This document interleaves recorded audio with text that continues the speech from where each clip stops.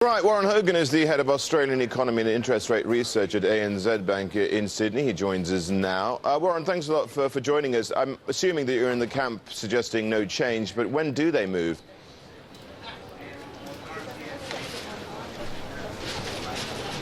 Expecting it, the market's certainly not pricing it, but some of the recent data we've got here in Australia suggests this economy is actually doing a lot better than what we thought even just a couple of weeks ago. We got the national accounts out last week showing not only strong real growth in the quarter, but in terms of this commodity boom, we're getting 15% annualised growth in nominal GDP in the quarter, which is a phenomenal rate and is sort of something similar to what you're seeing in places like China and India.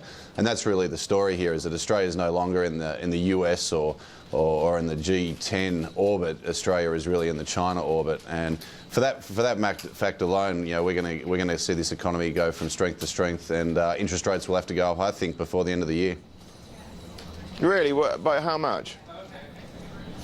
Well, at the moment we're expecting two moves, one in November and one in December. We think they'll wait until we get the next inflation report, which will be at the end of October, and our suspicion is that we're going to see quite a high number there, something close to sort of 3.5% annualised, which of course is above their target band.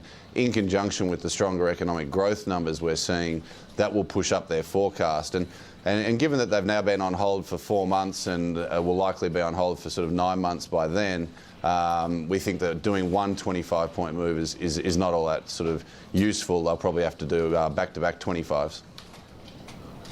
Warren, isn't buying the Aussie dollar then a no-brainer? I would have thought so. In fact, one of the great challenges for our central bank is going to be containing the domestic economy and containing inflation as we go through this once-in-70-year type investment boom related to mining, which is just about to get started in this economy. And part of the work of containing inflation needs to be done by the currency. If it's not, it will be done by interest rates and the central bank. But I think the Reserve Bank will be closely watching the currency over the year ahead, and the more it goes up, the less they're going to have to do. So we think the currency will go back to its highs against the US dollar quite easily. And I think, you know, as the market moves to price in rate hikes at the end of the year, bearing in mind that it was pricing in rate cuts just a few weeks ago, that we'll see the currency rise on the back of that. What about parity? Is that an option, or do you think that could happen?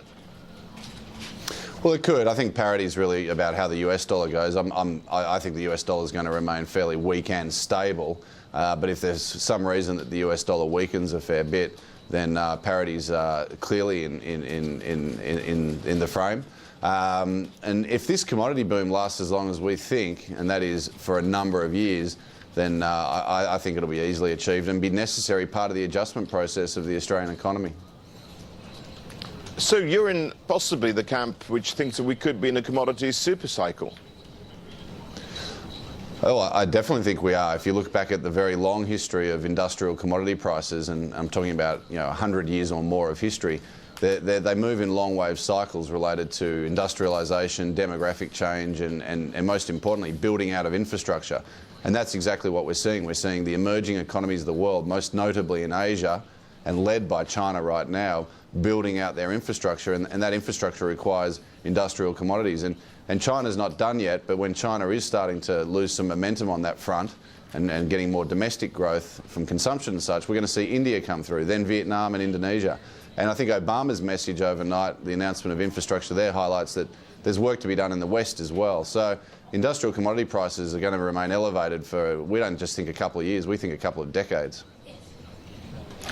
Warren, very quick word. All of this taking place against this backdrop of political uncertainty. Which way are we going to see the cards fall when it comes to this new government, and who's going to be leading it?